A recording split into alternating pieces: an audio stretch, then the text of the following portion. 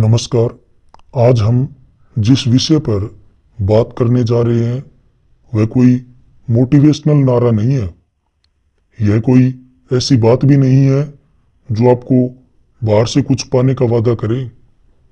आज का विषय है शांत जीवन जीने के लिए क्या जोड़ना नहीं बल्कि क्या छोड़ना जरूरी है। क्योंकि सच यह है, ज्यादातर लोग शांति पाने के लिए कुछ नया खोजते हैं। नया रिश्ता, नई जगह, नया पैसा, नया भगवान। लेकिन शायद शांति कोई चीज नहीं है जिसे पाया जाए। शांति वह अवस्था है जो तब प्रकट होती है जब कुछ बोझ गिर जाता है। आज हम उन्हीं बोझों की बात करेंगे। इंसान की सबसे बड़ी बेचैनी कहाँ से आती है? इस बात से कि सब कुछ मेरी सोच के अनुसार क्यों नहीं हो रहा।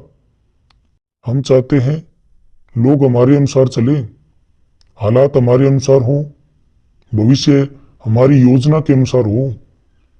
लेकिन जीवन कोई मशीन नहीं है। जिस दिन आपने यह मान लिया कि आप जीवन को चला नहीं सकते, केवल जी सकते हैं, उसी दिन आधी बेचैनी खत्म हो जाती है। नदी को देखिए, वह रास्ता तय नहीं करती, वह बहती है। शांति का पहला कदम है नियंत्रण की लालसा छोड़ देना। आज का इंसान दुखी क्यों है? क्योंकि वह लगातार देख रहा है कि किसी के पास ज्यादा है, कोई आगे निकल गया, कोई ज्यादा खुश दिख रहा है। तुलना का मतलब है आप अपने जीवन की तुलना किसी और की कहानी से कर रहे हैं। आप नहीं जानते उसके दुख, उसका संघर्ष, उसका डर, फिर भी आप अपनी शांति गिरवी रख देते हैं। याद रखिए, जिस दिन तुलना खत्म उसी दिन ईर्ष्या खत्म, और उसी दिन भीतर शांति की जगह बनती है। कोई कुछ कह दे आप दुखी, कोई अनदेखा कर दे आप क्रोधित, कोई तारीफ कर दे आप खुश। मतलब क्या हुआ? आपकी भावनाओं का रिमोट दूसरों के हाथों में है। शांत जीवन के लिए यह छोड़ना जरूरी है। हर बात पर तुरंत प्रतिक्रिया देने की आदत, थोड़ा रुकना सीखिए। हर बात का जवाब देना आपकी जिम्मेदारी नहीं है। शांति प्रतिक्रिया में नहीं, शांति सजगता में है। अतीत खत्म हो चुका है, लेकिन हम क्या करते हैं? पुराने अपमान, पुराने धोखे, पुराने पछतावे, हम रोज उन्हें फिर से जीते हैं। जिस चीज का अब कोई अस्तित्व नहीं, वह आज आपको कैसे चोट पहुंचा रही है? क्योंकि आप उसे छोड़ नहीं रहे। अतीत एक याद हो सकता है, लेकिन अगर वह बोझ बन जाए तो वर्तमान कभी शांत नहीं हो सकता। शांति चाहिए तो बीते कल को सम्मान दीजिए और फिर विदा दीजिए। भविष्य की तैयारी और भविष्य की चिंता, इन दोनों में फर्क है। तैयारी बुद्धिमानी है, चिंता भय है। हम ज्यादातर उन चीजों से डरते हैं जो कभी होती ही नहीं, और जो होती है वे अक्सर हमारी कल्पना से अलग होती है।